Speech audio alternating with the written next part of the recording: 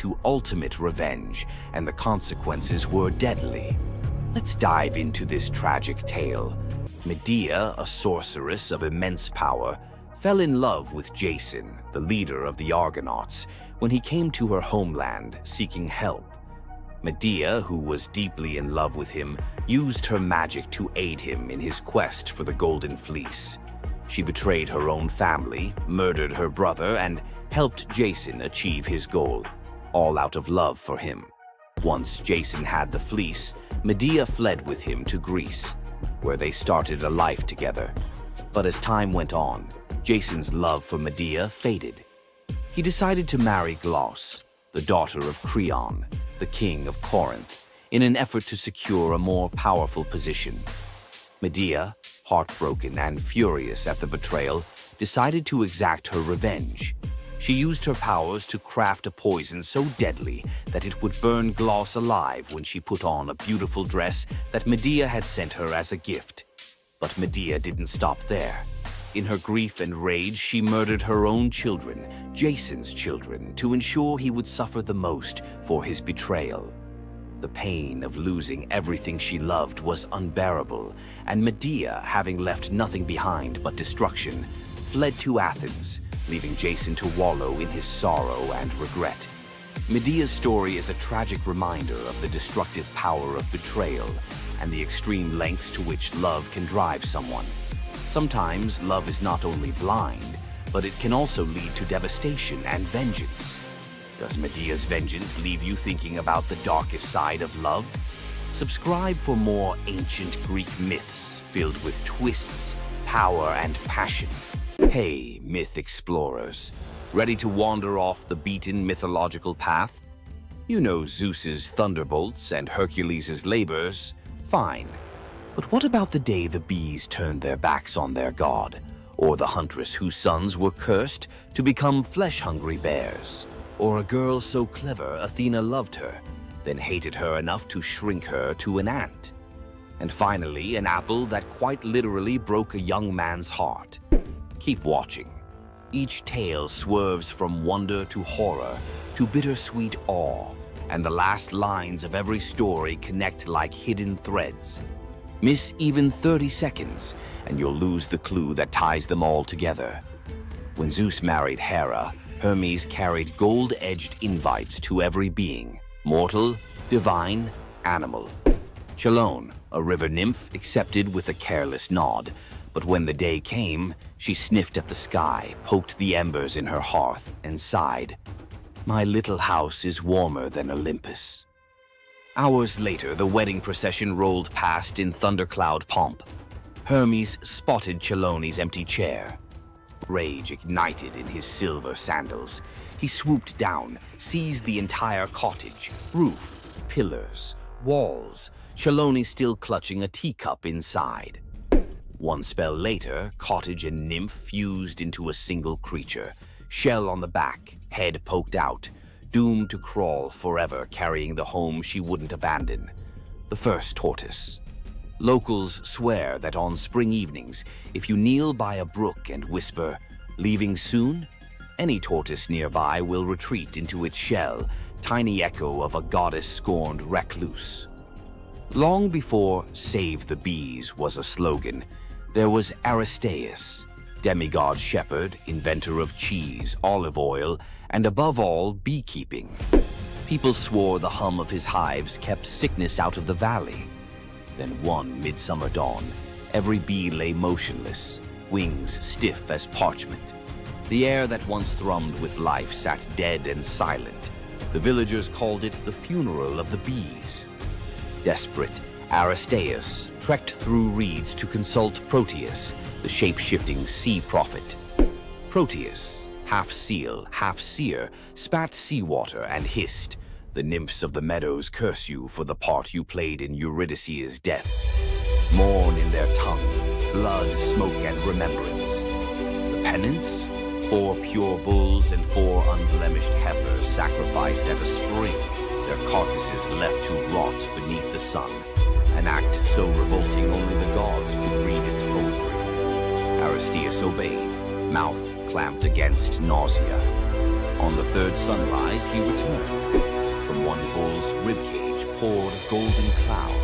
brand new bees, born from death itself, swirling like incense into the sky. The message was brutal but clear. Regeneration demands sacrifice.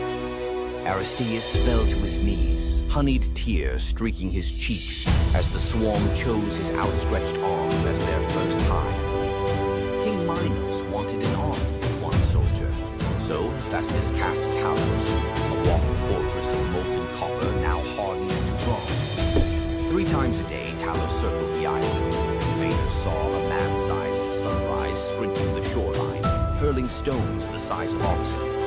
Yet, the gods built Talos with a single flaw, a plug at his ankle, sealing a vein that pulsed ichor, divine lifeblood. Cue Jason and the Argonauts, desperate to dock. The witch Medea stepped forward, eyes glinting like mercury. Mighty Talos, you are metal, but do you feel pain? She sang of mortality, of rust, of endless duty with no rest. The bronze giant, half mind, half mechanism, knelt suddenly aware. A breeze teased the nail loose. One crimson gold jet spurted. Talos staggered, knees carving trenches in sand, and crashed, an empty shell echoing like a temple bell. Crete was silent but for the hiss of ichor boiling away. Local fishermen still claim some sunsets tint the sea bronze, Talos's lifeblood swirling just beneath the waves, hunting for its lost shell. Coronis of Thessaly loved Apollo, or thought she did, until a mortal soldier caught her eye. While Apollo healed plague in Delphi, Coronis entertained her new lover in secret. Only the raven, Apollo's avian spy, saw everything. The bird wrestled with the knowledge. If it spoke, a human would die. If it stayed silent, a god would suffer humiliation. Instinct 1, loyalty to the sun. It flew for 3 days, trailing white feathers through storm clouds, and crashed onto Apollo's lap to report the betrayal. Apollo's rage was surgical. One golden arrow, one heartbeat, Coronis felled. But as her blood soaked the sheets, guilt hit harder than plague, because Coronis carried his unborn son, Asclepius. Apollo yanked the child from the dying womb, gave him to the centaur Chiron, and spun on the trembling raven. You wanted me to see darkness. Now wear it. Flames the color of a lunar eclipse licked across white plumage, charring every feather jet black. The raven screeched, not from pain, but from shame immortalized. From then on, ravens lost the ability to speak in clear words. All that's left is the croak that sounds like a secret you can't quite make out. King Salmoneus looked at Olympus and saw a marketing opportunity. He forged iron wheels that struck bronze streets, sparking hellish fire. He hung bronze kettles along rope bridges, and when his servants tugged the ropes, they roared like thunder across the sky. During festivals, he hurled lit torches from his chariot, shouting, "Tremble, mortals! I am Zeus!" Crowds, half fearful, half entertained, showered him with offerings. Thunder for Hire became the hottest ticket north of Delphi, but word climbed the air like smoke, reached the real Zeus, who waited for the perfect dramatic sting. On Salmonia's grandest fate, dark clouds gathered, but the sky remained eerily quiet. Salmoneus rode out, ready to drop his counterfeit thunder. Zeus answered with the genuine article, a single bolt that vaporized the rope bridges, melted the bronze road into a river of screaming metal, and hurled Salmoneus, chariot, horses, ego, into Tartarus. There, chained to a rotating rock, he hears only one sound. Authentic thunder he can never claim. Locals swear the ruins of Salmonia still ring on electric nights. Metallic echoes of Zeus performing an audit on false advertising. Polyphonte, one-time devotee of Artemis, vowed to remain chaste, but Aphrodite, never fond of holdouts, infected her with lust for a passing bear. Yes, a bear. Polyphonte vanished into the woods and returned months later with twin boys, Agrius and Aureus, towering, coarse-haired, with appetites that chilled the blood. They laughed at altars, hunted travelers, and roasted human limbs over campfires. Zeus finally snapped. He ordered Hermes to punish the whole family in whatever way preserves terror for future ages. Hermes, unwilling to butcher newborns, enlisted Ares, who gleefully bound the twins upside down and hacked off hands and feet. But before the blade fell again, the gods changed their minds, opting for metamorphosis over gore. Polyphonte became the Strix, a death-omen owl whose shriek freezes armies. Aureus twisted into a towering eagle owl, herald of war. Agrius sank into the body of a vulture, forever gnawing carrion. And the family's hillside cave? Locals swear it still reeks of smoke and sweet meat. Farmers mark its mouth with iron nails. Iron, they say, silences bear-born ghosts. Next time an owl howls before battle, remember Polyphonte's cursed lullaby. A mother's love curdled into dread for every soldier who hears it. Athena once chose an Attic girl named Myrmex as her personal protege. The goddess introduced a dream project, the world's first plow. Myrmex watched, learned, then, intoxicated by the crowd's applause, whispered that she had invented the tool. Athena's gray eyes darkened. Soon after, a jealous wind shoved Myrmex while she harvested wheat. She staggered, dropped an armful of sheaves, and heard laughter, a cruel echo of her own boast. Athena emerged, face sorrowful. You craved the harvest without the humility. She tapped the girl's forehead. Instantly, Myrmex shrank, limbs splitting, waist pinching. An ant scuttled where a maiden had stood, destined to steal crumbs of grain for eternity, mimicking the theft of Athena's credit. Centuries later, Zeus needed loyal subjects for his son Aeacus in barren Aegina. He saw the ant swarm and, in a grim joke, transformed them into soldiers. The Myrmidons, silent, disciplined, famous under Achilles at Troy. The bravest army in myth owes its origin to a single boastful sentence. Medusa grew up alongside the breathtaking Adonis under the roof of King Cinyras. Where Adonis was radiant, Medusa was steady, guard, confidant, brother in all but blood. When a boar gored Adonis in Aphrodite's sacred grove, every flower dimmed, and Medusa felt his chest collapse inward. Days later, they brought Adonis's body home. Melas strung a rope from a pomegranate tree and hanged himself, grief carving deeper than any tusk. His wife Pelia followed. Aphrodite arrived, drenched in her own tears, too late to save them, but not too late to transform them. Melas became the apple tree, branches heavy with fruit the color of heart blood. Pelia became the dove, eternal companion to Aphrodite, cooing in the apple's boughs. Their infant son, also named Melas, was spared and ordered to Delos to teach islanders the craft of shearing sheep. Ever since, Greeks call flocks mela in his honor. Legend says when an apple falls perfectly into a lover's open palm, Melas is granting a fragment of his devotion, a reminder that love can be both sweet and lethal. Every crunch echoes a heartbreak older than history. Careful who you offer an apple to. Aphrodite might just be listening. Which boundary breaker freaked you out most? Drop your vote below. Smash like if you'll think twice before faking thunder. Subscribe for Forgotten Monsters next week, and ring the bell.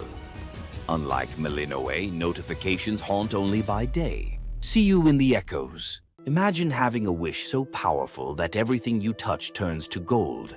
Sounds like a dream, right? But for King Midas, this dream turned into a nightmare. Let's dive into his tragic story.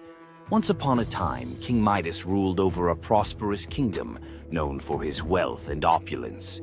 But Midas wasn't just content with riches. He wanted more. He wished for the ability to turn anything he touched into gold. One day, the god Dionysus appeared before him and, impressed by Midas's devotion, granted him the wish. At first, Midas was overjoyed. Everything he touched, his food, his treasures, his furniture, transformed into gold. His wealth grew beyond imagination, and his joy knew no bounds. But soon, Midas realized the curse of his wish. He touched a rose, gold. He touched his food, gold. Desperate for a meal, he tried to drink water, gold. In horror, Midas realized that even his daughter, whom he loved dearly, turned into a lifeless golden statue when he touched her. Furious with the consequences of his greed, Midas begged Dionysus for mercy. The god, seeing the king's suffering, told him to wash in the river Pactolus.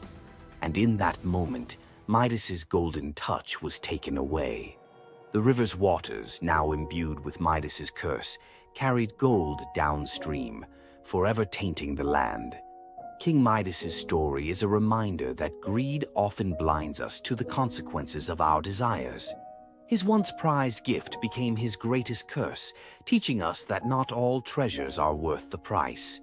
If King Midas's tale of power and greed left you thinking, make sure to subscribe for more epic Greek myths and their timeless lessons. Stay tuned for more stories of fate, love, and the gods' wrath. Athena, the goddess of wisdom, war, and strategy, was one of the most powerful deities in Greek mythology. Feared by enemies, honored by heroes, and even challenging Zeus himself, Athena's legacy shaped legends, wars, and the very foundations of civilization. But was she truly a goddess of justice, or was there a darker side to her wisdom? Let's dive into the real story of Athena. Athena wasn't born like other gods. She burst fully grown from Zeus's head, armed with a spear and shield, a goddess of war and wisdom from the very start. But her story is more than just divine power. It's one of strategy, conflict, and influence that shaped the Greek world. The protector of heroes, Athena wasn't just a warrior. She was a tactician, a guide, and the ultimate ally to heroes. She helped Odysseus outwit the gods, gave Perseus the shield to defeat Medusa, and was the unseen force behind many Greek victories. The battle for Athens, Athena and Poseidon competed for control of the greatest city in Greece. Poseidon offered a mighty ocean, but Athena gave the olive tree, a symbol of wisdom and prosperity. The people chose her gift, and Athens was named in her honor. The merciless judge? Athena may have been wise, but was she just? When Medusa was assaulted in her temple, Athena didn't punish Poseidon, she punished Medusa, turning her into a monster.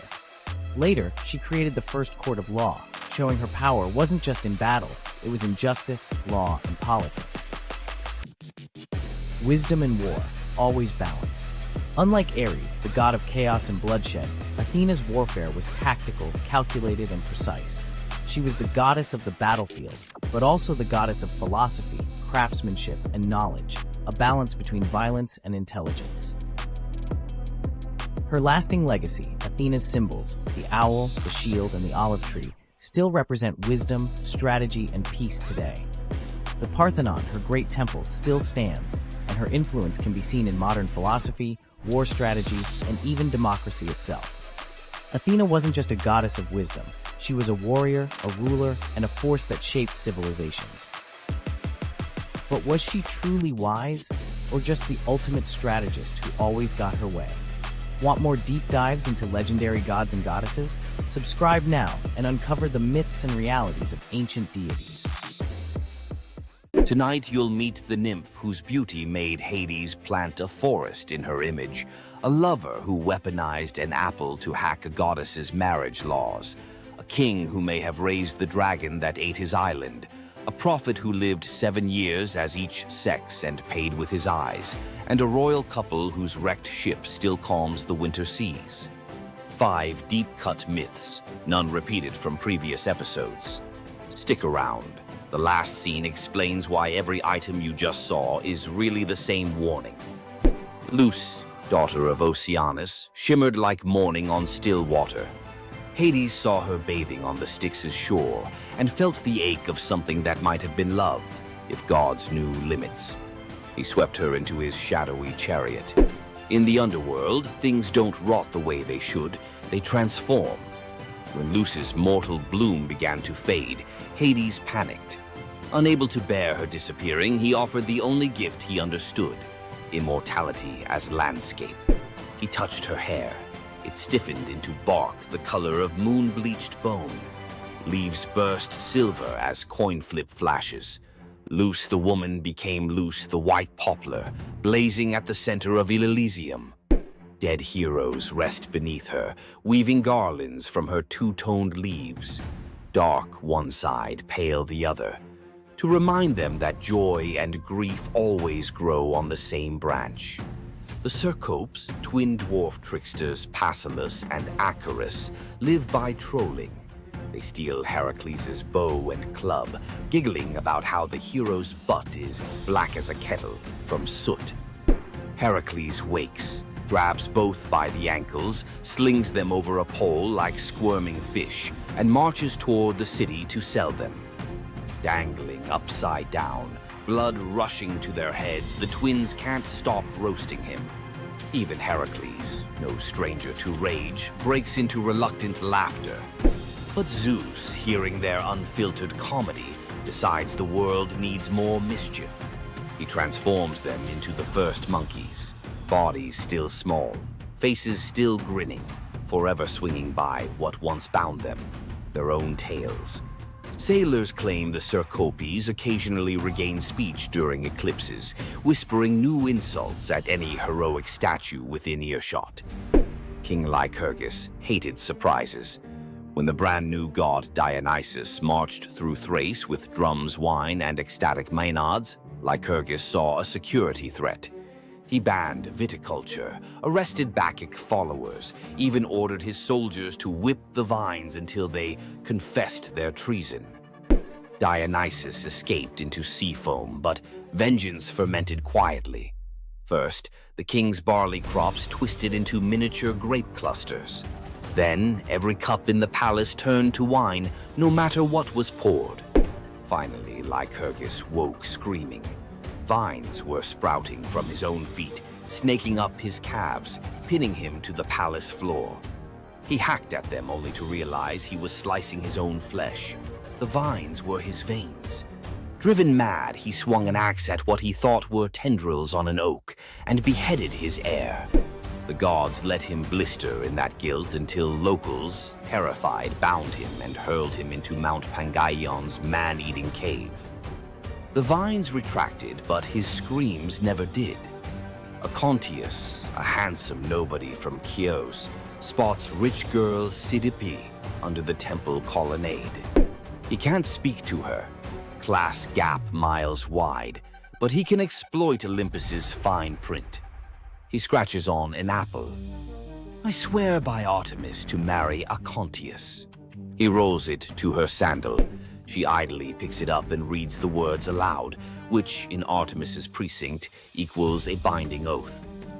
Sidippe leaves, confused, but every time her father arranges a proper fiancé, she collapses with fever, so savage priests fear plague. The oracle digs through the divine TOS and finds the hitch. She's already sworn. When Sidippe finally weds Acontius, the fevers vanish. Artemis shows up, not angry but amused, honoring the couple with everlasting fidelity in exchange for the clever tribute. Moral: speak casually under a goddess's roof and the contract is in ink you can't see. Long before the Trojan War, the island had no king, only scattered fishermen and goats. Then a stranger arrived, Cycreus, towering, scarred, carrying a bronze spear notched with unknown runes. He spoke little, ate alone, but worked miracles. He dug cisterns where springs burst overnight, charmed a wild stallion into kneeling, and once, locals swear, stood barefoot in a ring of fire to prove courage to the storm god. year's end, the islanders begged him to rule. They didn't know he walked with a secret. He dreamt every night of fire-scaled dragons devouring his childhood village, and woke with soot under his nails, though no hearth burned nearby. Months after his coronation, goats began disappearing. Nets came up shredded as if bitten by iron teeth. One dusk, a shepherd stumbled into the agora, eyes wide, clutching a bronze scale the size of a dinner plate, edges smoking. He'd found it at the mouth of a cave where the mountain met the sea. Cyprius said nothing, only studied the scale under torchlight. It matched the color of the runes on his sleeve. That night, villagers saw their king ride alone toward the cave. From cliffs, they watched the torchlight vanish into the maw.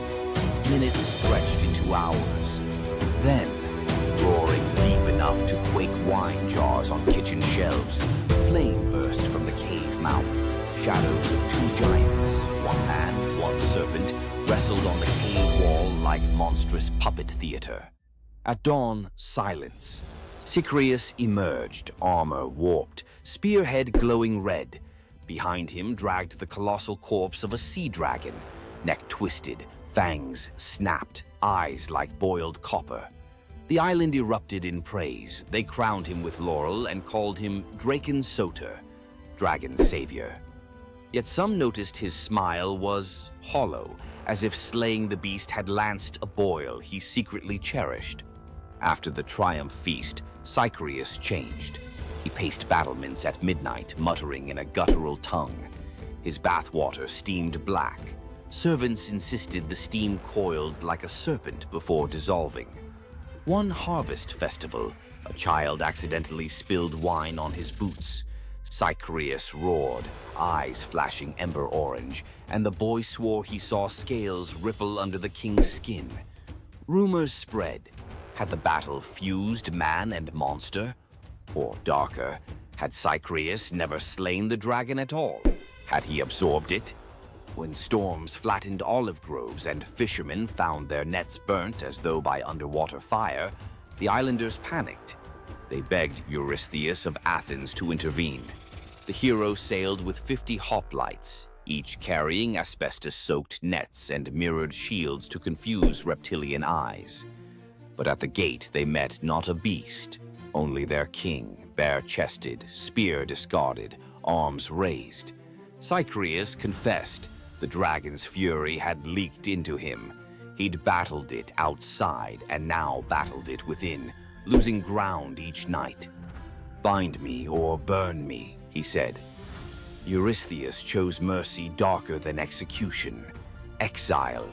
He ferried Cyprius to Eleusis, gift-wrapping the cursed king for the goddess Demeter, whose own grief could understand corrupted power. Demeter accepted, appointing Cyprius as guardian of her holy processions, his inner fire now repurposed to ward off all lesser threats. As Cyprius's ship slipped away, islanders swore the shoreline hissed, not from waves, but from a dragon's whisper receding with its unwilling host. Salamis kept the dragon's bronze scales nailed above city gates for centuries, tarnished mirrors reminding every leader, "Conquer your monsters, yes, but never wear their skins. Power taken from terror carries terror's seed. When rage becomes crown, abdication may be salvation." Young hunter Tiresias strikes the snakes with his staff. Hera curses him into a woman for 7 years. He marries, bears children, learns the loom songs of grief men never hear. 7 winters later, he meets the serpents again, carefully steps over them, spell breaks. He's male once more. Later, Zeus and Hera bicker. Who enjoys love more, man or woman? They drag Tiresias in as data point. He sides with Zeus. Women feel 9 times the pleasure. Hera, furious, blinds him. Zeus, guilt-struck, gifts prophecy and a lifespan of 7 generations. Thus, the greatest seer of Thebes walks the tightrope of fate without eyesight, yet clearer vision than any living soul. It's said he chuckled on his deathbed. "Blind, I've seen 2 worlds, inside and out." King Ceyx sails to consult an oracle. Wife Alcyone prays he waits for calmer weather. He doesn't. Zeus, annoyed that Shakes invoked him too often in casual oaths, hurls a thunderstorm that swallows the ship. Shakes's spirit, soaked and shivering, begs Iris to carry a goodbye. Sleep god Morpheus impersonates Shakes's drowned corpse in Alcyone's dream. She wakes screaming, runs to the surf. There's the real body, ghost pale in foam. In raw despair, she leaps after him. The gods, pierced by this double plunge, morph the lovers midair into halcyon birds, kingfishers with royal blue backs. To let their floating nest survive, Zeus stills the winter seas for 14 days every January. Sailors call it the halcyon days, when storms bank their rage and even grief takes a coffee break. Which transformation slapped hardest? Tree, oath, dragon, gender shift, or bird? Hit the comments. Smash like. If you'll think twice before reading random fruit out loud, subscribe for next week's plunge into the three mortals who blackmailed the fates. And ring that bell. Unlike Zeus's thunder, it won't roast you for imposter syndrome.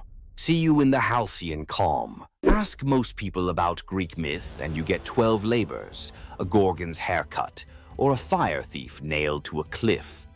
Tonight we leave the doom scroll and open the side door, some lesser-known legends where the gods give instead of take.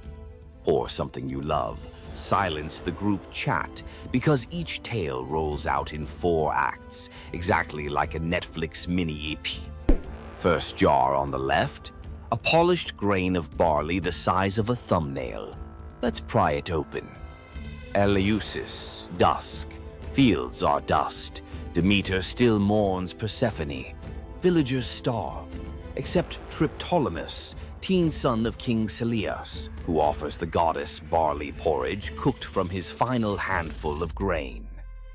Moved, Demeter turns her grief to gratitude and hands him a leather pouch of enchanted seed. Demeter's next gift is wilder, a bronze chariot yoked to 2 serpents the size of river dolphins. They hiss, but obey her touch. Fly, she tells Triptolemus, and sow the earth. He launches like steam from a kettle, dragons beating emerald wings over seas and mountains, seed flitting from his fist, taking root the instant it kisses dirt. Triptolemus lands in Scythia, demonstrates plowing, and shares bread hotter than sunrise. Their ruler Lincus smiles, then creeps into the guest hut with a dagger, planning to steal credit. Demeter's serpents coil awake, eyes phosphorescent. Steel meets scale. The goddess materializes and, with a snap, turns Lincus into the first lynx, forever stalking fields he can never harvest. Triptolemus lifts off again, safer and wiser, dragons spiraling like living irrigation lines. Everywhere wheat sprouts, famine folds, and villages invent words for thank you. When he finally parks the chariot in Eleusis, Demeter names him patron of farmers and slots a constellation, the sower, above the autumn sky. Rural Greeks still claim that seeing twin shooting stars at harvest means Triptolemus's dragons are checking yields. In Achaean rites, stonemason Mycilus woke 3 nights running to the same dream. Hercules, lion skin reeking of cedar smoke, beckoned him across the sea to the pebble-dappled waters of Asar. Leaving one's birthplace was illegal, but divine persistence outweighs city ordinances. Neighbors dragged him before the civic tribunal. Verdicts were cast with white, acquit, and black, condemn, pebbles dropped into an urn. Mycilus prayed under his breath. As judges emptied the urn, every stone, white and black alike, shone snow white. Gasps. No law forbade miracle loopholes, so the council shrugged and released their suddenly blameless defendant. Mycilus sailed west. At Italy's heel, he found the river Asar flashing with pale cobbles, exact match to his dream. He also found an old burial mound dedicated to a local hero named Croton, once hospitable to Hercules himself. Prophecy clicked like a lock. He founded Croton on that spot, planting the first stone in the new city wall with his own calloused hands. 2 generations later, Croton would dominate Magna Graecia in athletics and medicine, home of Milo the wrestler and Pythagoras' school. Locals still tell tourists to pocket a white pebble for courage, Hercules' ancient thumbs up. On Crete, baby Zeus hides from Cronus inside the Idaean cave. A gentle goat, Amalthea, nurses him with milk so sweet it smells of thyme. Curate's warriors clash shields outside to drown infant cries. Toddler Zeus, already wrestling destiny, grabs Amalthea's horn during roughhousing. It snaps off. Horrified, he touches the broken horn and wills it to pour ambrosia and jewels, an apology in infinite supply. The horn becomes cornucopia, everlasting symbol of abundance. Amalthea is lifted to the stars as Capella, brightest goat in the sky. Every harvest festival, Greeks tip wine from a horn-shaped rhyton, so the cave child remembers. The practice survives today in the very shape of Thanksgiving centerpieces, because one young god learned that breaking something you love can birth generosity that never runs dry. Argos prepares a grand procession to Hera's temple 6 miles away. Oxen assigned to pull the gilded cart of priestess Sidip, aka Mor or Amor. Her sons, athletes Cleobus and Biton, lock eyes and shrug. Who are the oxen today? They yoke themselves, veins corded, and drag the 2-ton cart under Mediterranean noon. Crowds scatter petals, sweat rains on marble road. At the temple steps, mother dismounts, trembling with pride. Sidippe prays, "Great Hera, grant my sons the best blessing a mortal can have." After sacrifice and feast, the exhausted brothers fall asleep in the sacred hall, smiles still ghosting their faces. They never wake. Peaceful exit at peak glory, Hera's idea of the highest gift. Argives commission life-size statues at Delphi, muscles forever flexed. Travelers note the serenity on stone brows, testament that sometimes a swift, dignified curtain call outranks long, ragged applause. Young Taurus, demigod son of Poseidon, pilots a skiff scouting for new colonies. Storm detaches rudder from reality. Mast snaps like uncooked spaghetti. Waves swallow everything but Taurus clinging to driftwood. Poseidon, scanning seafloor currents, flicks his trident. A dolphin larger than a rowboat rockets upward, scoops Taurus, and planes across the wine-dark sea like a living surfboard. At dawn, the dolphin deposits him on Italy's sunlit heel. Taurus climbs a bluff, sees fertile plains ribboned by a gentle river. He plants Poseidon's miniature bronze trident in the sand and declares a new polis. The colony, Tarentum, today's Taranto, mints coins of a boy riding a dolphin, trident aloft. Local fishermen still carve tiny dolphins on prows, tribute to the uncanny GPS system that once delivered a founder to the perfect harbor. Aphrodite and winged son Eros picnicked amid spring anemones, boasting who could gather the loveliest bouquet. With wings, Eros predictably stuffed his basket first.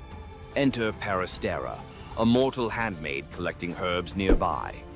Seeing Aphrodite's crestfallen smile, she wordlessly tipped her own armful of blooms into the goddess's basket. Eros protested, "Rules breach." Aphrodite just laughed, victory fragrant in her arms. Jealousy and Cupid's arrows share barbs. Eros flicked one tiny dart and poof, Peristera shrank into downy white feathers. Aphrodite scooped up the bewildered bird, whispering apologies and protection. Peristera, now a dove, gained a new language of coos and cloud-high freedom. The goddess decreed doves sacred henceforth, harbingers of peace and liaisons for lovers. From Cyprus to Corinth, newlyweds release white doves, so their first horizon carries Peristera's gift. Help your friends win, and you may end up airborne, emblematic, and forever cherished by a goddess who remembers favors. Cretan teenager Epimenides entered a cave seeking a stray lamb. Cool air lulled him into a nap on soft moss. When he stepped back into sunlight, the lamb was a weather-bleached skull, and his town looked upgraded. He'd slept 57 years. Word of the time traveler raced to Athens, then reeling under plague and factional strife. They summoned Epimenides. He prescribed symbolic spring water baths for citizens and a cleansing of unjust murder cases, the world's first state-sanctioned amnesty. He also ringed the city with incense-burning altars to the unknown god, appeasing whichever deity felt snubbed. Within a year, the plague receded, civic tempers cooled. Grateful Athenians offered gold. Epimenides accepted only vines for his Cretan temple, proof that sleep had taught him value over price. Legends credit him with tweaking the Greek lunar calendar and penning riddling prophecies. Even today, Cretan shepherds warn drowsy companions. Nap too long in a sacred cave, you'll wake up a consultant. Aristaeus, son of Apollo and huntress Cyrene, loved tinkering. Olives here, cheese there. When shepherds complained of wild honey going rancid, Aristaeus studied bees like living alchemy. Nymph tutors taught smoke calming and linen veils. Soon, Aristaeus produced honey rumored to heal fevers. Even Olympians craved his combs. One blistering summer, disease wiped out his hives. Desperate, he consulted shape-shifting Proteus, who advised a strange remedy. Sacrifice 4 bulls and leave their carcasses sealed. From decay rose new swarms, robust and disease-proof, the mythical origin of Begonia, or bee birth. Greek farmers copied the ritual symbolically with perfumed ox hides draped over empty hives at spring equinox. Aristaeus planted thyme to flavor future honey, invented the first clay smoker, and dedicated his success to the seasonal Etesian winds, ensuring cool breezes helped the bees cap wax perfectly. Modern beekeepers in Greece still call a sudden helpful wind Aristaeus's breath. Zeus and Hermes, disguised as dusty travelers, canvassed a Phrygian village for lodging.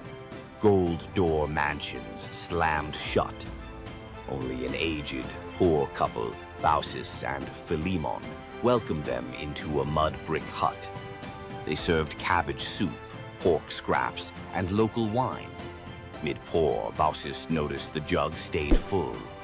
Eyes widened. Guests revealed divine light. The couple's first instinct? Ask the gods to spare their nasty neighbors if possible. Mercy before schadenfreude, classy. The village morphed into a marsh. The hut blossomed into marble columns. Zeus offered any reward. They chose to be temple keepers and to die together. Years later, as breath slowed, bark crept over their skin. Philemon an oak, Baucis a linden, branches intertwined over the temple forecourt. Travelers claim the twin trunks still rustle blessings on strangers who share food with drifters. Local children leave tiny cups of soup under the roots, because kindness apparently scales from hut to eternity tree. From marble votes that rewrite destiny to bees reborn in golden sunlight, tonight's legends hum one chord. Generosity, of spirit, of risk, of welcome, catches the gods' attention faster than any heroic flex. Drop a comment naming the myth that lit you up and tell us how you'd translate its core gift into today's life. Food bank pop-ups, urban beehives, pop-up nappies. Best idea gets animated into next episode's intro, your username in ancient Greek graffiti. If tonight rekindled your sense that the universe sometimes rewards the generous, like the video, subscribe for more secret corridors of myth and tap the bell so the algorithm's dolphin swims our next story straight to you. Until then, keep a white pebble in your pocket, a spare bouquet for a stranger, and an ear attuned to wind that maybe, just maybe, started in a very old apiary. Ever wondered what it would be like to walk through the ancient world and encounter mythical creatures from Greek mythology? Get ready to meet the beasts that shaped legends. In Greek mythology, creatures were more than just beasts. They were symbols of the forces of nature, God's will, and humanity's struggle with the unknown. From the terrifying Minotaur lurking in the labyrinth to the mesmerizing sirens luring sailors to their doom, these creatures were as captivating as they were dangerous. The mighty Hydra, with its multiple heads that regrew each time they were cut off, was a symbol of unstoppable power. The Cerberus, the three-headed dog guarding the gates of the underworld, represented the barrier between life and death. But not all mythical creatures were monsters. The graceful Pegasus, a winged horse born from the blood of Medusa, symbolizes freedom and the pursuit of the heavens. These creatures still live on in our stories, haunting the shadows of ancient Greece and whispering through the winds of time. Which Greek mythological creature fascinates you the most? Share your thoughts and don't forget to subscribe for more legendary tales from Greek mythology. What makes Zeus, the mighty king of the Greek gods, one of the most fascinating figures in mythology? Is it his unparalleled power over the skies, his cunning strategies, or the sheer drama of his endless affairs? While his tales are legendary, there's one story that stands out: the epic battle that earned Zeus his throne, the Titanomachy. This isn't just a story of a god's rise to power, it's a tale of rebellion, alliances, betrayal, and the ultimate struggle between two generations of divine beings. Stay with us as we dive into the myth of the Titanomachy, Zeus's role in overthrowing the Titans, and the secrets that shaped his reign. Before Zeus became the king of the gods, his father, Cronus, ruled the cosmos. Cronus was the youngest of the Titans, a race of primordial deities born of Uranus, the sky, and Gaia, the earth. The Titans were immensely powerful, but also deeply flawed. Cronus had gained power by overthrowing his own father, Uranus, in a brutal act of betrayal. But just as Cronus had betrayed his father, a prophecy loomed over him, warning that one of his own children would overthrow him. To prevent this, Cronus took a horrifying precaution. He swallowed each of his children as they were born, imprisoning them in his stomach for eternity. But Gaia, the ever-watchful mother of the gods, wasn't about to let this happen again. When Rhea, Cronus's wife, gave birth to Zeus, Gaia devised a plan. Rhea tricked Cronus by handing him a stone wrapped in swaddling clothes, which he swallowed, believing it was his newborn son. Meanwhile, Zeus was spirited away to a hidden cave on the island of Crete, where he was raised in secret. Zeus grew up under the care of nymphs and a goat named Amalthea, who nourished him with her milk. As he matured, Zeus learned of his father's tyranny and vowed to free his siblings and challenge Cronus's rule. Zeus couldn't take on Cronus and the Titans alone. He needed allies. His first move was to rescue his siblings trapped inside Cronus. With the help of the goddess Metis, Zeus tricked Cronus into drinking a potion that caused him to vomit up his children: Hestia, Demeter, Hera, Hades, and Poseidon, fully grown and ready for battle.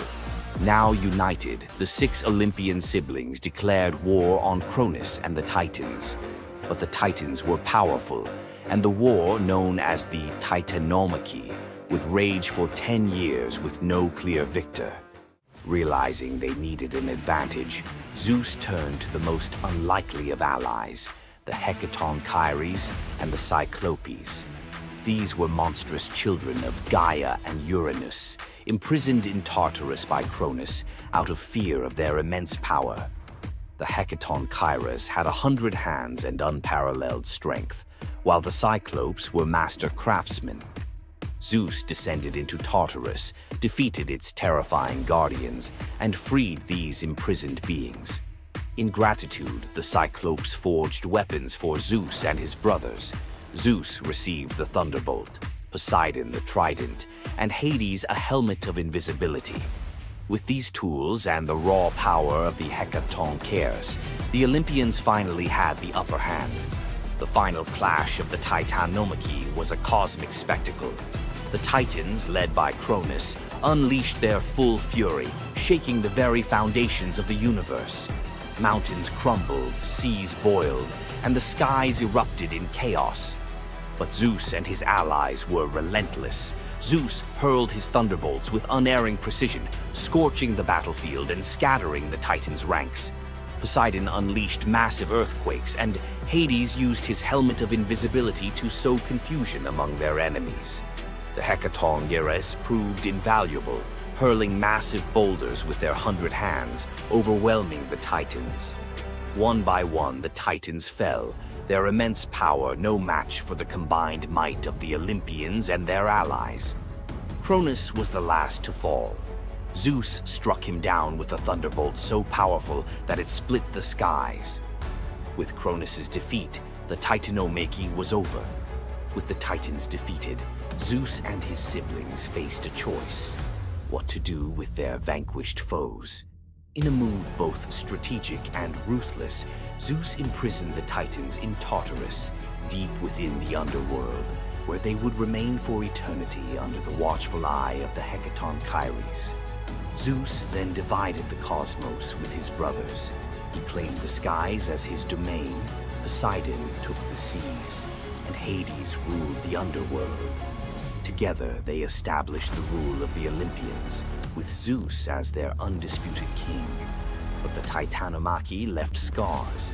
Gaia, enraged by the imprisonment of her Titan children, gave birth to new monstrous beings to challenge Zeus's reign. Among them was Typhon, a creature so fearsome that even the gods trembled before him. Typhon's battle with Zeus is another story for another day, but it serves as a reminder that power in the ancient world was never secure. Zeus's rise to power marked the beginning of a new era, but his reign was anything but peaceful. While he was the king of the gods, his rule was marked by constant challenges, from rebellious mortals to jealous deities and his own unquenchable desire for love and control. Zeus was both a protector and a tyrant, a figure who inspired awe and fear. His thunderbolts were a symbol of justice, but they were also a tool of destruction.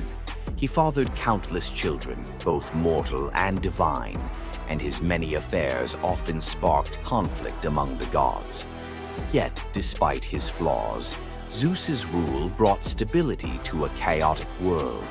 Under his reign, the gods established order, overseeing the realms of humans and maintaining the delicate balance between earth, sea, and sky. The myth of Zeus and the Titanomachy isn't just a tale of war. It's a story about the cycles of power and rebellion. Just as Zeus overthrew Cronus, who had overthrown Uranus, Greek myths suggest that even the mightiest rulers are vulnerable to the forces of change. Zeus's story reminds us that leadership comes with its own set of challenges. It's not just about gaining power, it's about maintaining it, often at great cost.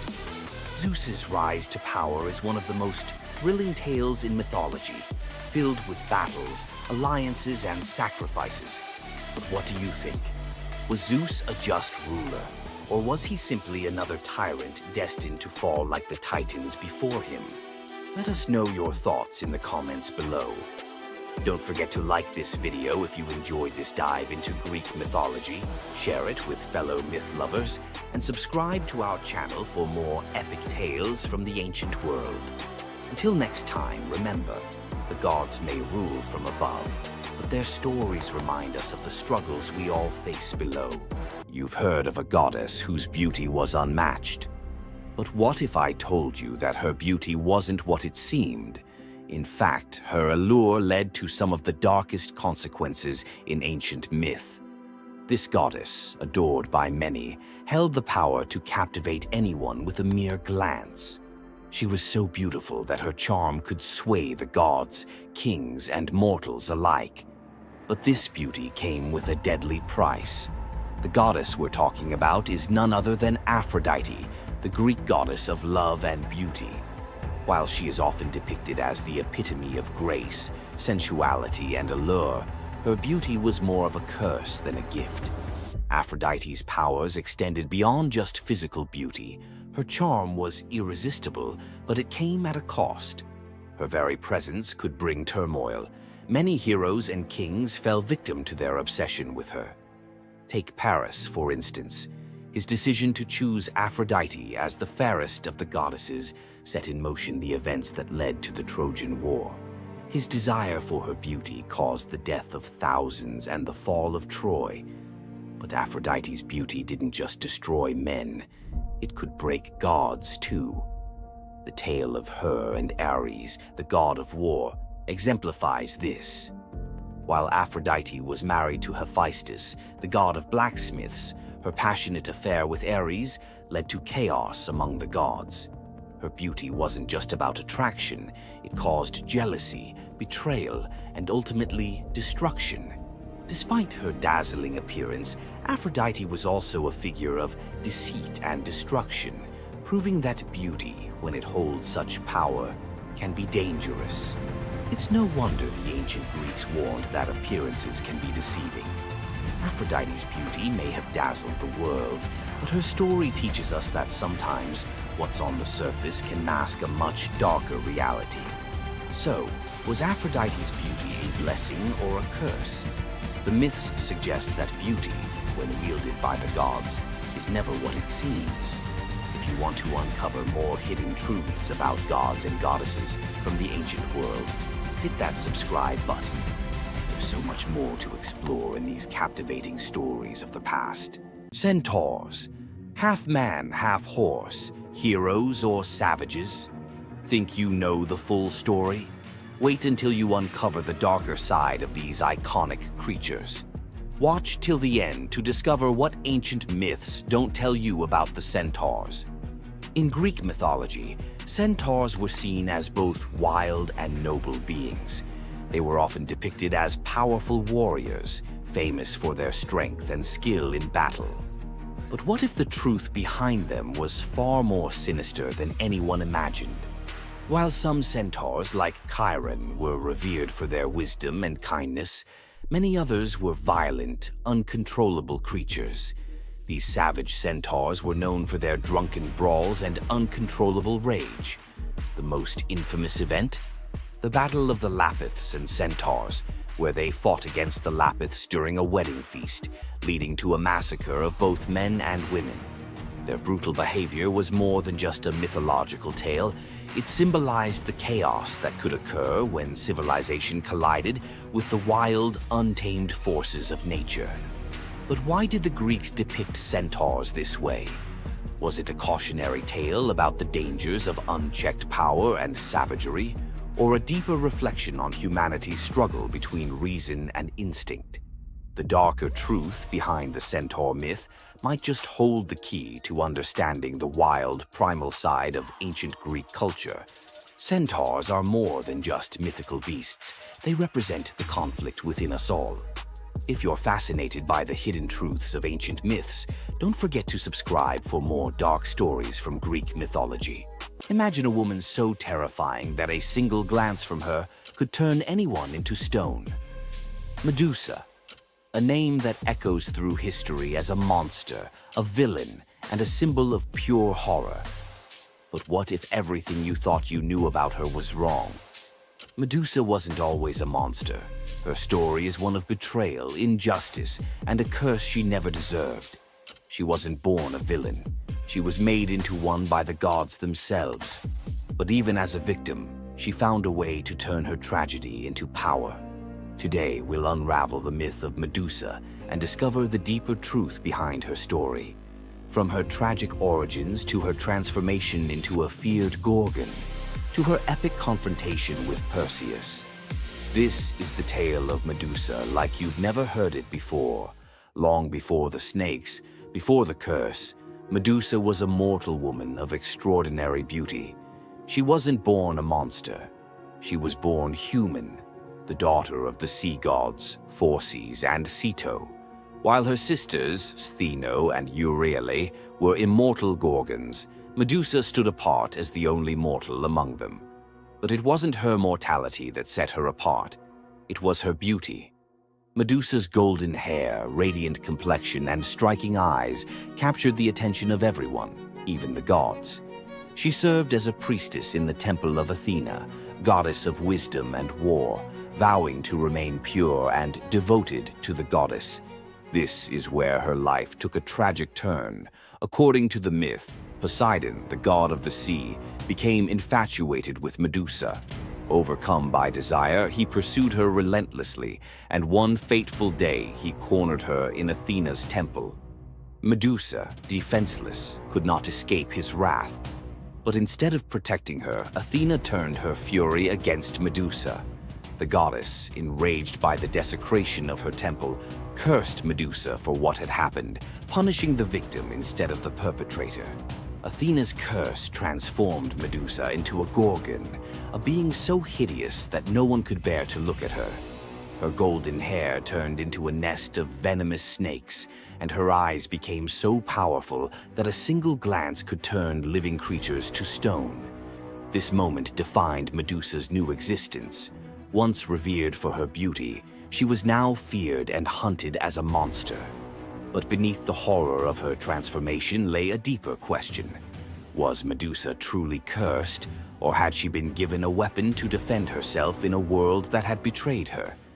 Medusa fled from civilization, retreating to a remote island where she lived in solitude. Here she came to terms with her new form and the terror it inspired. The snakes in her hair hissed constantly, and her reflection, once a source of pride, was now a weapon she couldn't dare to look at. But the world wouldn't let her rest. Tales of the monster of the island spread across Greece, and soon warriors came seeking glory by trying to slay her. None succeeded. Each challenger who entered her domain fell victim to her petrifying gaze, their bodies forever frozen in stone. Medusa's life became one of survival, fending off those who sought to destroy her while grappling with the isolation of her curse. She was trapped in a cycle of violence she didn't choose, but couldn't escape. As the years passed, Medusa's story became twisted. In the eyes of mortals, she was no longer the victim of a cruel curse, but a monster to be feared. The tragic young woman was lost to legend, replaced by the image of a terrifying villain. Enter Perseus, a young demigod with a destiny to fulfill. Tasked with bringing back Medusa's head as proof of his strength, Perseus embarked on a perilous journey to find her. But unlike the warriors before him, Perseus wasn't relying solely on his skill. He had the favor of the gods. Athena and Hermes provided Perseus with gifts to help him on his quest. Winged sandals to fly, a reflective shield to avoid Medusa's gaze, and a sword sharp enough to cut through anything. Most importantly, he was given a magical bag to safely carry her severed head. Perseus's journey to Medusa's lair was filled with danger, but none compared to the final challenge, facing the Gorgon herself. When Perseus arrived, Medusa was sleeping. For the first time in years, she looked peaceful, an almost human reminder of who she once was. But Perseus couldn't afford to hesitate. Using the reflective shield as a mirror, he avoided her petrifying gaze and struck with precision, severing her head in one swift motion.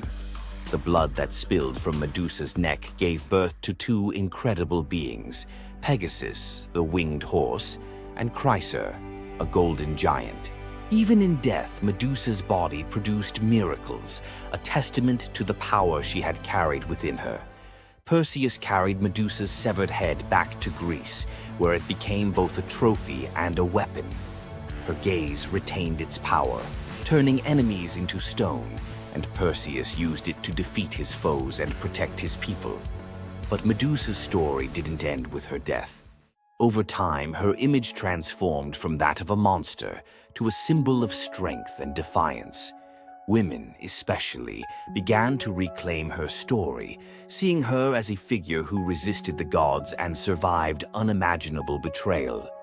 Today, Medusa is more than a mythological figure. She's an icon.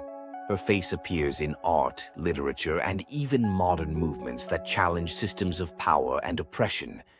But the question remains, was Medusa truly a monster, or was she a victim of a world that feared her power? Medusa's story is a reminder that myths are more than just tales of gods and heroes.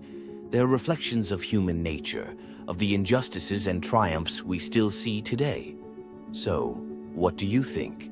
Was Medusa a villain, or was she a misunderstood symbol of resilience?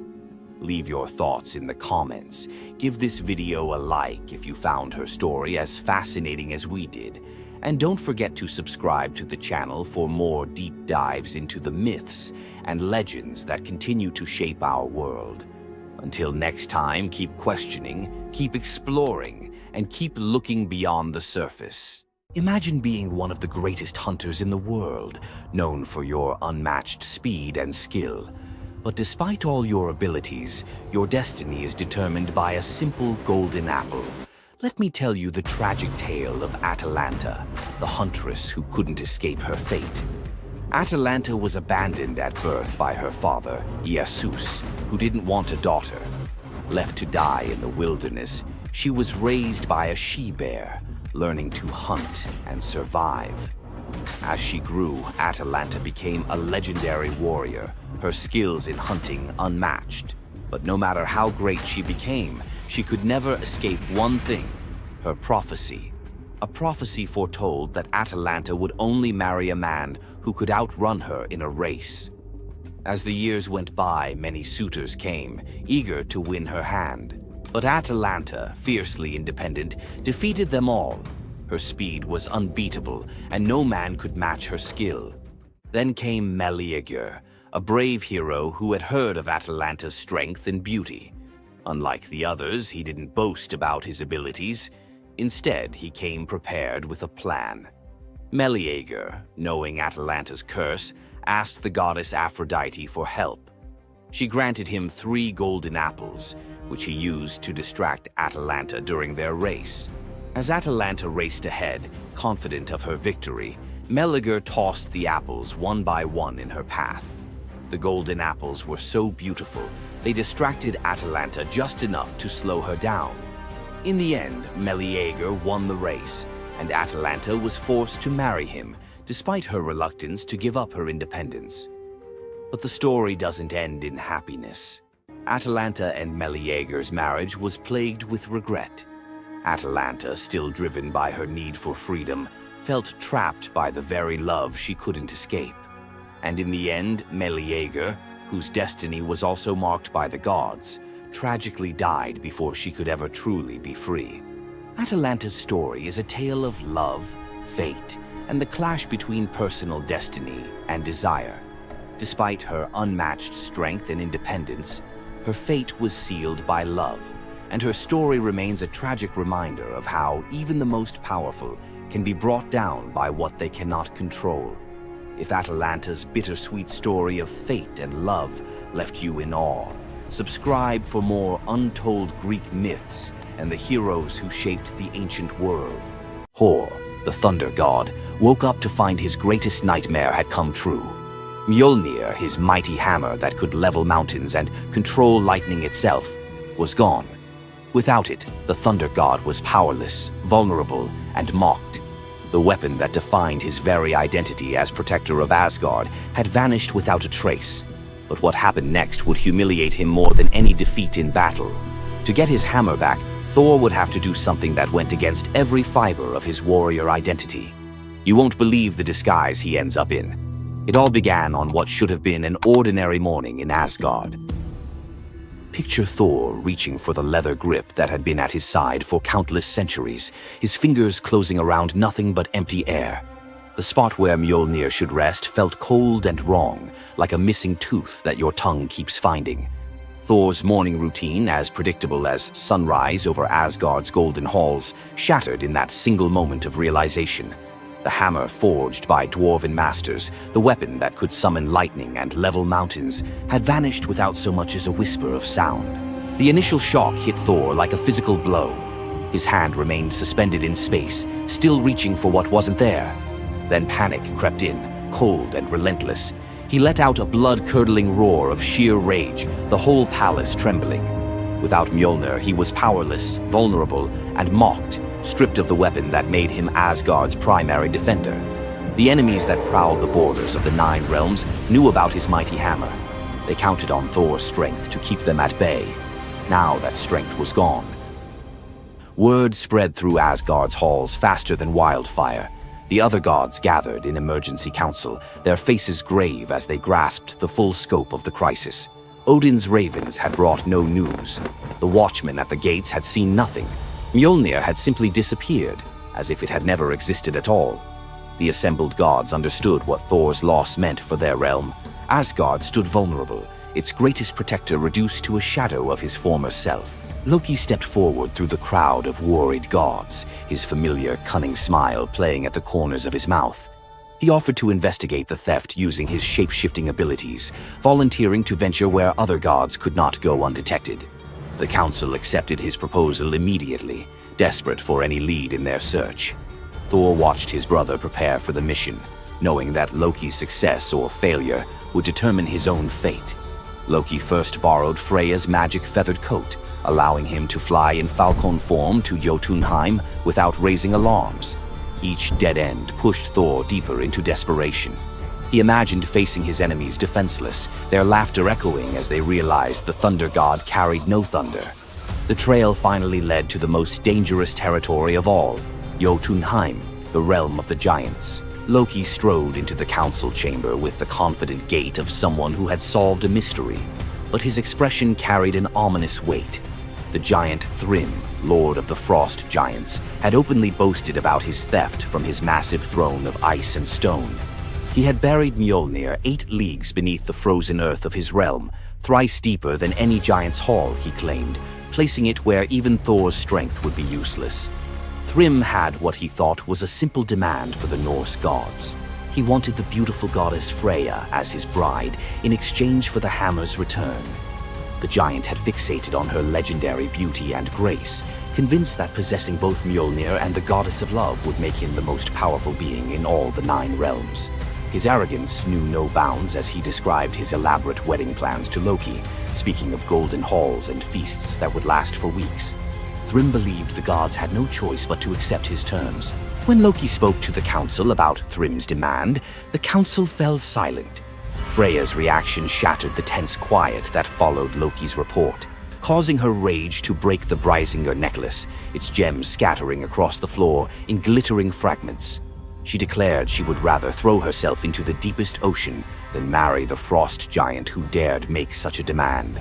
The gods found themselves trapped in an impossible situation. They could sacrifice one of their most beloved goddesses to a giant's lust, or they could leave Thor permanently weakened and Asgard vulnerable to every enemy that prowled the borders. The council erupted in frantic debate. Some suggested launching a full assault on Jotunheim, but Thrym's fortress was impregnable and his army vast. Others proposed trickery or negotiation, but every path led to either devastating war or humiliating surrender. Heimdall, the far-seeing guardian who watched over the Rainbow Bridge, had remained silent throughout the heated discussions. When he finally spoke, his words stopped every conversation in the hall. His suggestion was so outrageous, so completely unthinkable, that even Loki's jaw dropped open in shock. The gods stared at Heimdall as if he had lost his mind, but they were out of other options. What he proposed, however, would challenge everything Thor stood for as a warrior. Heimdall's words hung in the air like a challenge to the very foundations of Norse honor. The far-seeing god had suggested that Thor disguise himself as a bride and infiltrate Thrym's wedding feast to recover Mjolnir. He spoke with calm authority, tie housewife's keys about his waist, and pin bridal jewels upon his breast. The idea was so fundamentally opposed to Norse concepts of masculine honor that Thor's initial response shook the very walls of Asgard. He declared the plan preposterous and swore he would never hear the end of it if word spread that the thunder god had dressed as a woman. The assembled gods watched in tense silence as their mightiest protector wrestled with a challenge that could not be solved through brute force or lightning strikes. They had already considered launching a full assault on Jotunheim, but Thrym's fortress was impregnable and his army vast. No other choice remained. Thor paced the hall like a caged wolf, his massive fists clenched as he grappled with the impossible choice between his warrior's pride and his duty to protect Asgard. Every instinct in his body rebelled against the idea of abandoning his identity as a fearsome warrior to play the role of a delicate bride. Loki stepped forward with barely contained excitement, volunteering to accompany Thor as his maidservant. The trickster god's eagerness to participate in this elaborate deception revealed his true nature. While Thor struggled with the concept, Loki was already plotting the specifics of costumes, mannerisms, and the lies they would need to maintain throughout their dangerous mission.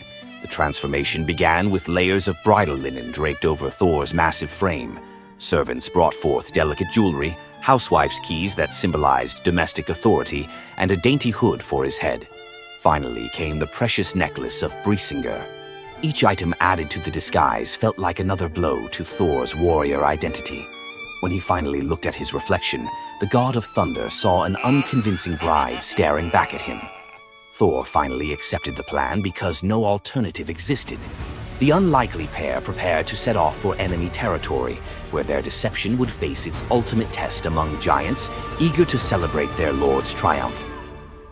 The great hall of Thrym's fortress buzzed with excitement as giants gathered to witness their lord's marriage to the most beautiful goddess in all the 9 realms. Thor sat at the high table in his bridal disguise, surrounded by massive frost giants who raised their drinking horns in celebration. The feast spread before them displayed the giants' wealth and power. Roasted oxen filled enormous platters, fresh salmon gleamed on silver dishes, and barrels of mead stood ready to fuel the night's festivities. Thor's legendary appetite struck like a thunderbolt. He polished off an ox and ate whole salmon in moments, tearing through the meat as if he hadn't eaten in weeks. 3 measures of mead vanished as quickly as if someone had poured them into a bottomless pit. The assembled giants watched in stunned silence as the delicate bride consumed more food than most warriors could handle. Thrym's eyes narrowed with growing suspicion. This goddess ate like a battle-hardened warrior, returning from a long campaign, not like the refined Freya he expected to marry. Loki stepped forward with the smooth confidence of a master storyteller. He spun a tale about Freya's 8-day fast in eager anticipation of reaching Jotunheim and marrying the mighty Thrym. The explanation painted a picture of a lovesick goddess, so excited about her wedding that she had refused all food during her journey. The giants nodded in understanding, their suspicions melting away as they accepted this romantic explanation. Thrym felt honored by such devotion and relaxed completely, his doubts vanishing. Beneath his bridal veil, Thor's rage simmered like molten metal ready to explode. Every moment at the feast brought new challenges as he struggled to maintain feminine mannerisms while surrounded by his enemies. His massive hands shook with barely controlled fury as he watched the giants celebrate what they believed was their victory over Asgard. The critical moment finally arrived. Thrym commanded his servants to bring Mjolnir forth, the very moment Thor had trained his eyes on since dawn. The servants placed the legendary weapon before the disguised bride as part of the traditional ceremony. Thor's fingers closed around Mjolnir's familiar handle, and lightning immediately crackled through the hall. He ripped away his bridal veil and roared his true identity to the shocked giants. Thrym's eyes widened in terror as he realized the bride he had been celebrating was actually the god of thunder himself. Thor swung Mjolnir, killing Thrym instantly after crushing his skull with Mjolnir, then turned on the assembled giants, and even the pleading giantess met Mjolnir's crack before the hall fell silent. The theft that had begun with arrogance ended in complete destruction. This tale reveals how even the mightiest heroes must sometimes sacrifice their pride to protect what matters most. Back in Asgard, the Aesir never spoke of the bearded bride again, though a few still hide a smirk when Thor raises Mjolnir. And we end this story with a very valuable lesson. Never steal Thor's hammer. And if you're going to, don't make him dress like a woman.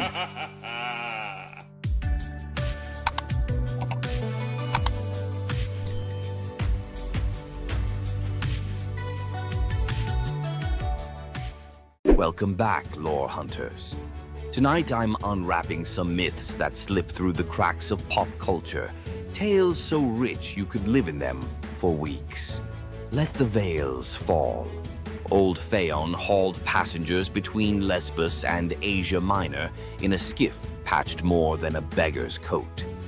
One dusk he carried an aged woman for free when storms canceled the rich man's coin.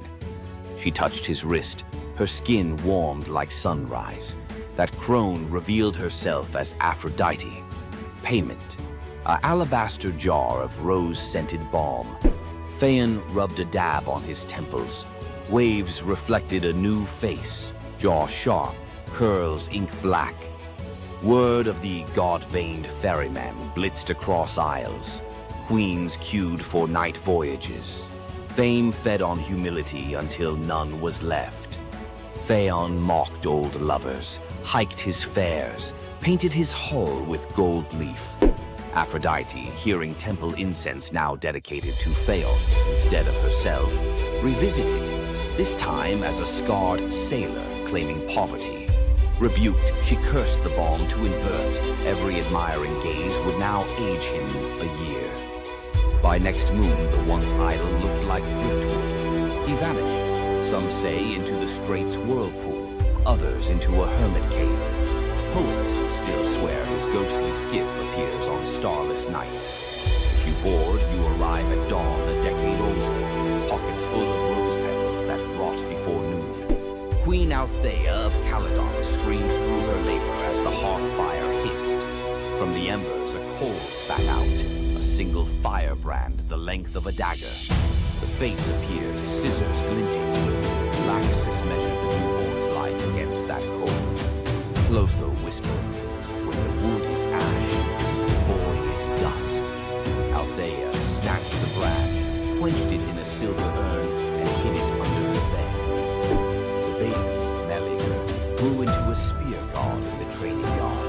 None but his mother guessed why storms seemed to pause for him. Years later, Artemis loosed a boar monstrous as a siege tower to punish King Oeneus for a skipped sacrifice. Hunters from every Greek polis gathered. Meleager led, eyes bright as forge fire. Among the heroes strode Atalanta, swift, lethal, and female, an affront to the older princes. In the thicket, Atalanta's arrow struck first blood. Meleager's spear finished the beast. He offered her the pelt. Male egos erupted. Two of Meleager's uncles drew blades. Meleager defended the huntress, slaying his own kin. Word sprinted ahead of him to the palace. Althea collapsed at news her brothers lay dead by her son's hand. Grief wrestled prophecy in her chest. Shaking, she fetched the firebrand, lit a torch, and held both over the brazier. Her love warred her rage for 9 heartbeats. On the 10th, she let the wood slip. Miles away, Meleager felt his marrow ignite. He dropped mid-stride, armor ringing like a funeral bell. At the palace hearth, the brand hissed its last and fell to gray powder. Althea watched the flakes swirl, then walked into the flames herself. In Calydon, they still say, "Whatever a mother births, her fire can reclaim." Young Cyparissus roamed Chios with a bronze shepherd's crook taller than himself. Apollo, idling in mortal disguise, gifted the boy a tame stag crowned with ivory antlers. It followed him like sunrise follows dawn. One blistering noon, flies tormented the stag. Cyparissus, meaning only mercy, aimed his javelin to shoo them. The tip glanced off a stone, pierced soft flank. The deer collapsed, breath misting blood. Cyparissus dropped beside it, sobs carving caverns in his throat. Apollo arrived to heal, lyre weeping gold notes. But the boy refused salvation for himself. He begged, "Give me a grief that never dries, so I remember him forever." Clouds boiled violet, the ground drank color from his sandals upward. Where Cyparissus knelt now stands the first cypress, trunk straight as a spear of mourning, sap weeping resin tears. Greeks plant the tree in graveyards because its roots plunge only downward, never sideways, like a grief that refuses distraction. On summer nights, hunters claim the wind through cypress needles sounds like antlers brushing the sky. Athens hailed Cephalus and Procris as couple of the century. He an expert hunter, she a devotee of Artemis. As wedding gift, the goddess sent two marvels: Lalaps, a hound fated to catch any quarry, and a spear destined never to miss. One morning, Cephalus rested from the chase and sang to the breeze, calling it Nephele, sweet comfort. The dawn goddess Eos, eavesdropping, snatched him skyward, offering immortality. He pined for Procris. Eos scoffed, "She'll betray you." Suspicion slid under his skin like splintered arrow reeds. Cephalus returned in disguise, bribing servants to hint Procris had strayed. At twilight, she arrived in the woods, masked, to spy on him first. Hearing rustle, Cephalus loosed the divine spear toward the sound. It cannot miss.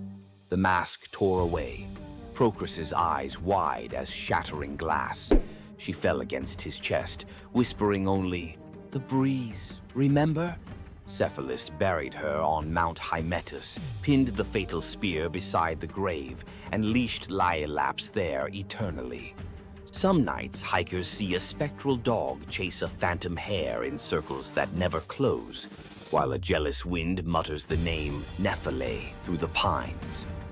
Poor farmer Ligdus told his pregnant wife, if the child is female, exposure must follow. Dowries ruin paupers. Desperate Telethusa prayed to Isis. The goddess appeared, golden-winged. Bear the child, raise her as son. Baby Iphis arrived. They bound her chest, taught her spearcraft, named her heir. At 13, Iphis was betrothed to radiant Ianthe, who adored her future husband. Iphis loved her too, but carried a secret that tore her apart.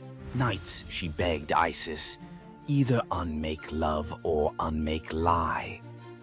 Eve of the wedding, Iphis roamed the temple till exhaustion. At midnight, statue eyes flashed, muscle quaked under skin, voice dropped like falling figs. When dawn trumpets blew, Iphis emerged, broad-shouldered, jaw square, still wearing mother's hopes, but now truth-shaped. Ceremony erupted in double amazement. A father spared from murder, a bride gaining the groom her heart already knew, a city given a living parable that gods can edit, flesh the way poets edit verse. On anniversaries, Crete's couples exchange braided veils, symbol that love may bend rules when petitioned with courage. Satyr-blooded Ampelus dazzled Dionysus. Youth swagger, curls like grape tendrils. He rode a bull through vineyards, boasting he was braver than the god. Dionysus, half teasing, half testing, sent a gadfly. The bull bucked. Ampelus flew, spine meeting earth with a wet crack. Thunderclouds curdled purple. Grief-stricken, the god plucked the corpse's heartbeat, planted it. From ribs sprouted twisting vines, from fingers curling shoots. First grapes. He fermented their juice with tears, naming the wine Ampelosios, the taste of regret. Every toast pours a little myth, sweetness chased by sting. Drink deep and you repeat the boy's brag, but this time, hopefully, know when to dismount. On the gray docks of Anthedon, a lone fisherman named Glaucus noticed something odd. Every fish he caught leapt back into the sea after flopping across a patch of wild green herbs. His curiosity, half hunger, half science, won. He tasted one leaf. A heartbeat later, his pulse throttled like a war drum. Gills tore open on his neck. Terrified, he dove overboard and discovered he could breathe brine like air. In the midnight blue below, sea deities gathered, nereids swirling like living lace, old Phorcys with crab shell crown. They greeted the newcomer, then forced a cup of ichor on him. Drink, forget the shore. Visions blitzed his skull, shipwrecks yet to come, lovers yet to drown. Prophecy is a toxin that never metabolizes. Glaucus tried to surface, to hug his aging mother, but every wave slapped him back. Barnacles crusted over his old rowing calluses. He practiced his new craft instead, whispering tides to sailors, trading secrets for offerings of bronze and bread that sank unreachable. Legend says if you stare into rough surf and hear your own name, it's Glaucus warning you to turn home. Ignore him, and you join his choir. Another voice lost to the deep. In Attica ruled Periphas, so just that subjects built temples to him, not Zeus. Offerings piled higher than to Olympus. Flattery sharpens divine talons. Thunderhead over the palace. As lightning coiled to strike, Apollo intervened. Spare the righteous, punish the praise. Zeus relented, halfway. Before the court's eyes, Periphas's flesh rippled into plumage, arms broadened into storm-breaker wings. His queen begged accompaniment, became an osprey. Throne room glittered with abandoned gold. Zeus decreed the new eagle his personal herald. Immortal, hungry for serpents of hubris. Every lightning flash, tradition holds Periphas scouts ahead, making sure no mortal altars bear the wrong name again. Arcadian huntress Callisto pledged lifelong virginity to Artemis. Oaths echo loudest in forest silence. Zeus, disguised as Artemis, tricked Callisto when her secret pregnancy showed. The real goddess burned with double fury, betrayed and impersonated. Artemis transformed the girl into a shaggy bear. Callisto's newborn, Arcus, left human. Years later, on a hunt, Arcus drew bow at the lunging bear, unaware it was his mother.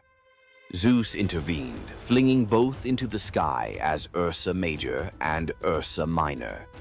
They circle Polaris forever, never touching, an eternal near miss engraved in stars. Notice how each story spins one spindle. Desire collides with destiny, and form shatters. Greek myth isn't merely about gods showing off, it's about limits. And the instant you cross them, reality melts and recools into shapes that remember the crime. Which of tonight's transformations branded you hardest? Firebrand, spear, cypress, rose curse, or braided veil? Write its name in the comments, but add one line. If this myth were my life lesson, I'd finish the sentence. Best confession gets read on next episode.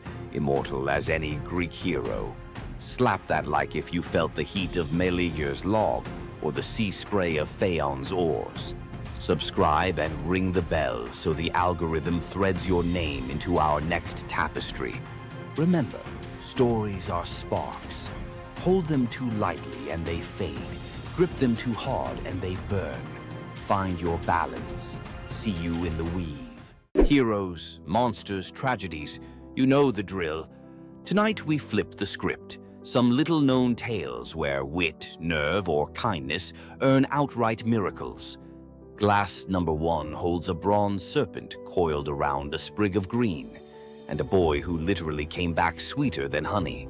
Knossos in Midsummer smells of rosemary, sea salt, and beeswax. While the court argued harvest taxes, young Glaucus chased a bright blue lizard past the kitchens, through a corridor stacked with amphorae of fermenting honey, and, because small boys fit where gods do not, straight down a ladder into the palace cellars. Down there, the air was syrup thick. Glaucus peered into a half-open jar, hoping to see the lizard's tail. One wobble, a slip, a splash. The honey swallowed his cry, sealed itself like amber, and the cellar went still except for the slow fizz of wild yeast. When the nurse discovered an empty playroom, Minos promised royal exiles, or worse, to anyone who failed to find his heir. Search parties raked the island. An oracle finally muttered, "He is where sweetness turns to gold, and the color-changing calf is the compass." Everyone stared blankly. except one messenger who remembered a traveling seer rumored to solve riddles the way bards solve rhyme schemes. Polyidus arrived soaked in salt spray and sarcasm. Minos thrust him in front of the palace's miracle calf, white at dawn, tawny by noon, black at dusk.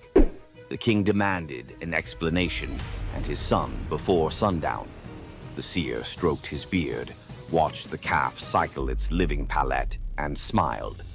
The answer is not the hide, but the eyes, he mused. At dawn, the calf watched the white sun. At noon, bronze. At dusk, onyx night.